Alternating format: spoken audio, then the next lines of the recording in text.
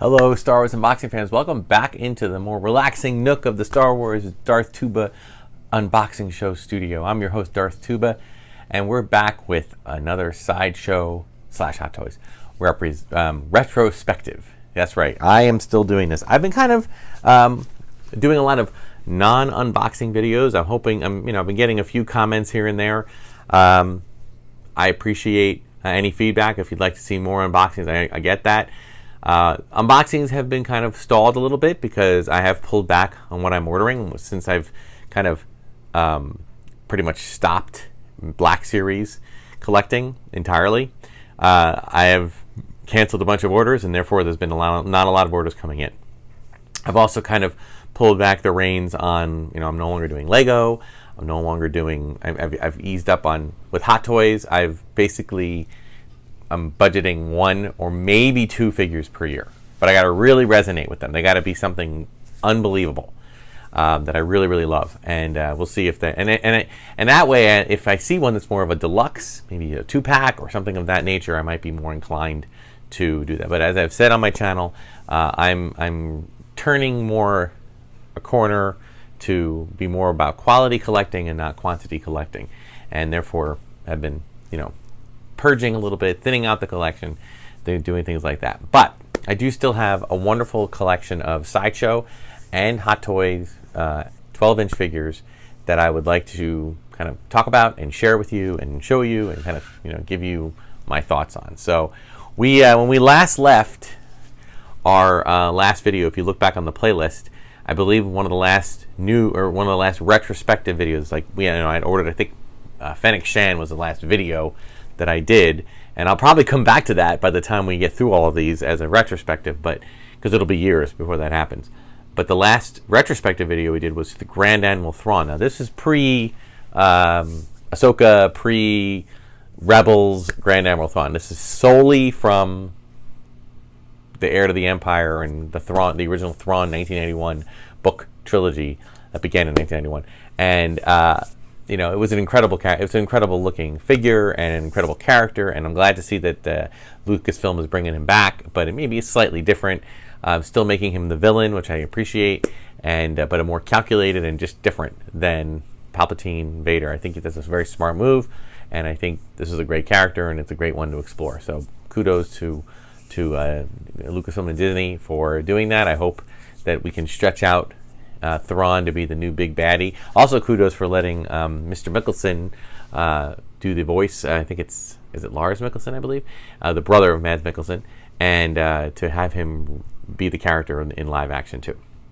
So we're moving on, and I've been doing it kind of in terms of the years of the figures that I've collected. So it's a little tricky to do that, because the only on the figure themselves, all you have is the base, which kind of gives you the year. So we may it may not be in the order of the exact release, just close to that. So today we're not doing 1, we're not doing 2, we're not doing 3. We're technically doing 4 figures. Technically it's 4. Officially, you could say these are 2 releases, 1 individual and 1 kind of a pack of figures, which I'll get to. First, the individual figure. We're gonna give us some love for the 2008 live action version, or at least live action in figure form, of Captain Rex. Now, here's the thing. I'm going to block Jar Jar out with Captain Rex. Okay, so now at this point in the Sideshow time frame, they had just started doing armored figures. Okay, everything was more human-based or alien-based, but not armor, because armor was a lot of extra pieces, a lot of extra tooling. But they finally were able to figure that out, and then they just opened up the floodgates. There were literally like 20 different types of clones that were released, and that's great. I have no problem with that, except I did not want to have 20 different kind of clones, so I was very careful of who I selected. And basically, I only selected these 3 that you're going to see, or I should say 4, but one of them's not a clone. But anyway, I'll get to that. First, we have Captain Rex. Now, this is I love this version of the armor. I love this not only in the cartoon with Captain Rex, kind of being a mentor of a different type, like a master of a different type to Ahsoka, and since this character has created in figure form, this came out in 2009, I believe. It's on a stand, 2009. So this is fairly new. If you think about the Clone Wars, this is fairly new. I mean, Clone Wars came out in 2008. We were just getting to know Captain Rex and Ahsoka and getting to know the clones in a whole different manner. It was such a unique brand of storytelling. I can't get over how much a fan base could switch up their feelings. We saw the clones appear in the 2002 movie Attack of the Clones. We saw them helping the Jedi, but we also saw they looked suspiciously like stormtroopers. So a lot of us older people were like, somehow I get the feeling I know how this is going to end, or at least I know partially how this is going to end. Nonetheless, I think Lucasfilm gave us a great story for Episode 3, Revenge of the Sith, showing how the clones were, turned on the Jedi. But it was still gut-wrenching and horrible, and it's something my wife won't even watch again. She was so, devastated to see it that I can't watch that again. I'll watch the movie here and there, but we got to fast forward that part, or I got to close my eyes. It was very emotional. My daughter too. This is not something that they take easily. So I handled it. I understood. I kind of knew where the story was going, at least a little bit. So it wasn't like a shock to me. I just figured this is what was going to happen. But then they came out with Clone Wars. And Clone Wars, they created this new character, Captain Rex, and Ahsoka. But for me, everybody was all about Ahsoka. People hated Ahsoka, then they loved Ahsoka. I always thought Ahsoka was a wonderful character. But Captain Rex was the one I was really liking, because I was like, what's this guy's story? And right away, when you see his camaraderie with Anakin, his camaraderie with Ahsoka and with Obi-Wan, I'm like, where is this going to go? And they even gave us a hint of what it could be, because they showed the other clone, Commander Cody, who literally handed Obi-Wan his lightsaber in Revenge of the Sith, got the Order 66, and then blasted him off the cliff. We knew that these are going to be people, for whatever reason, are going to totally turn on their Jedi generals. So, but we didn't see Rex in Revenge of the Sith at that time. He was not created yet. So, in retrospect, we understood what was probably going to happen. But we were really, with each passing episode of Clone Wars and with each passing adventure, when the clones, not just Rex, but all the clones, when they were connecting with Yoda and they were connecting with the other characters, I'm thinking to myself, oh my gosh, these are people that are going to become the villains. Now, in further along down the road, we kind of learned, thanks to shows like The Bad Batch, that the clones really didn't all become villains. They kind of got retired, right? Spoiler alert if you haven't watched Bad Batch. Watch Bad Batch. It's amazing. Watch it. Anyway, back to Rex. So this is kind of the Rex we see for a lot of the early Clone Wars. Okay? Obviously, they've been able to detail his uniform a little bit better than what the Clone Wars cartoon was doing at first. But then as the Clone Wars developed and they were able to do a little more with detailing and everything with the animation, this is a good retrospect. In retrospect, this is a really good figure. It's really good. Has the movable thing. Now, downside, no removable helmet. If I try to pop this off, I can't remember in the box if it included a head. I think some of the newer, earlier clone figures did include a separate head, so you could pop off the helmet and just put on the head of Captain Rex, who would obviously look, even in the movie, in the cartoons, he had a certain look, but obviously in live action, he looked like Tamara Morrison, the actor Tamara Morrison. So that's kind of what they did. Now, having said that, as I've mentioned on previous episodes, I put all of my stored boxes for the Sideshow and Hot Toys up in my attic, and I, occasionally think about maybe bringing them down and switching them up a little bit, but I think for now, I'm going to leave them where they are. As I'm in the process of, consolidating and doing different things, I just want to kind of keep them out of the way, but keep them, in their current condition. So here he is. He's got comes with his sidearm pistols. Okay, I don't know if you can see them there. There's one here, and his rifle. Right now, I just have him holding the rifle kind of in a plain way.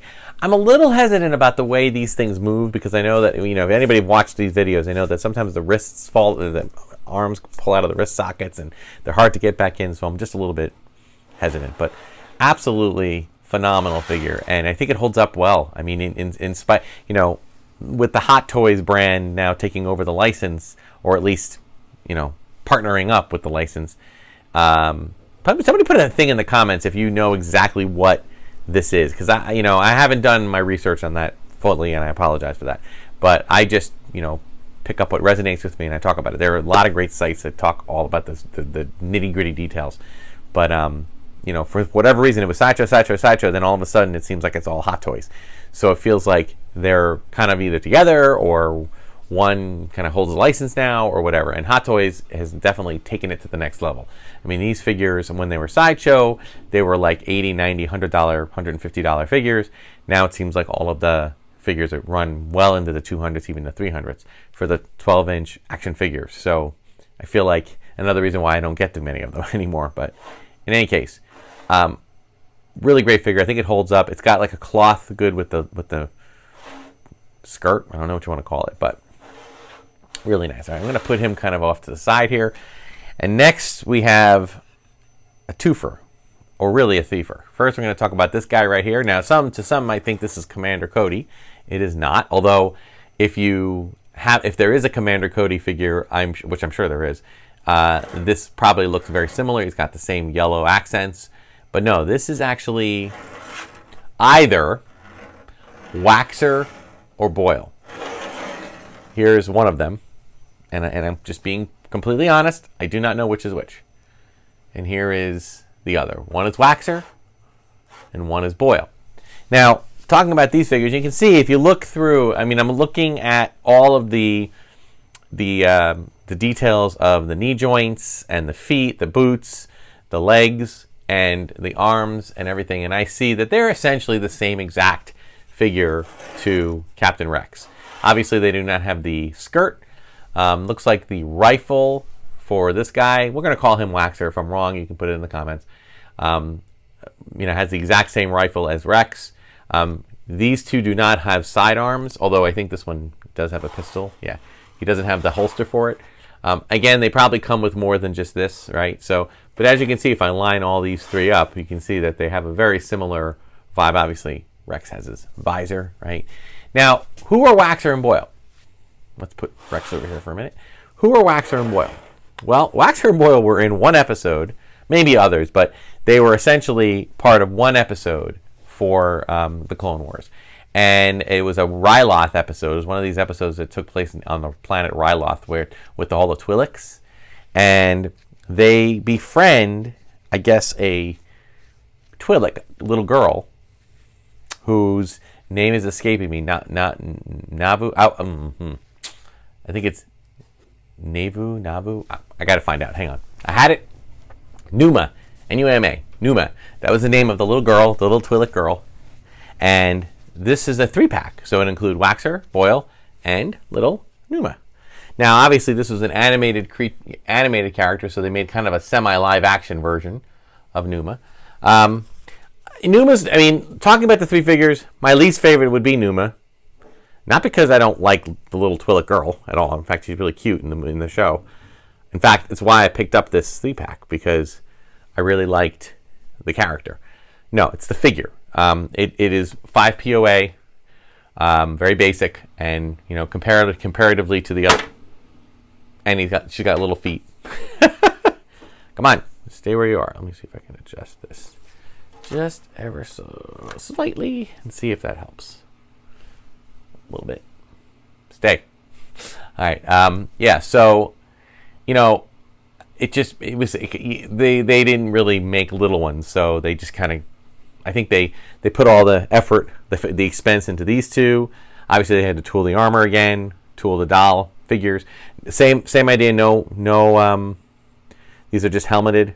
I don't remember if they have their faces with them. I'm not sure, but yeah. So Numa looks nice. Definitely nice as a display piece, but you can't do much with her. You can't put her in any. You can't pose her. You can't have her sitting without her looking like just a regular 8. Actually, I don't even know if she has. I don't even think. You know what? I just realized she doesn't even have 5 points over there. She moves her arms, and she turns her head. She doesn't move her legs. She's 3 POA. She's like those figures you find at the discount stores, although a little bit better than that. But yeah. So. Not much to that, but it was a cool 3-pack. I really enjoyed it. I feel that, you know, I would have liked to have seen how their story developed. I think there might be some parts of it that, you know, I can't speak for the comics or the novelizations or different things like that. But and so many things have been changed and rechanged and stuff. So outside of the cartoon, I know that they're featured. Well, I think it was a 2-parter in early Clone Wars, and they had a little Numa with them. So they kind of rescued her, and it was nice. It was nice to see them as heroes, knowing how much they may turn into enemies was sadly kind of a a gut-wrenching part of it. However, then knowing how much that they started to kind of rebel in their own way against the Empire once Order 66 was activated, and starting to realize about the chip in the head and stuff like that. I feel like these characters, and I'm glad that they retired them. I'm glad they weren't continued service to the Empire. I feel like you definitely, if you're going to have good guys and bad guys, obviously that's black and white. I mean, obviously the world is very gray and there's a lot of complication, and I get that.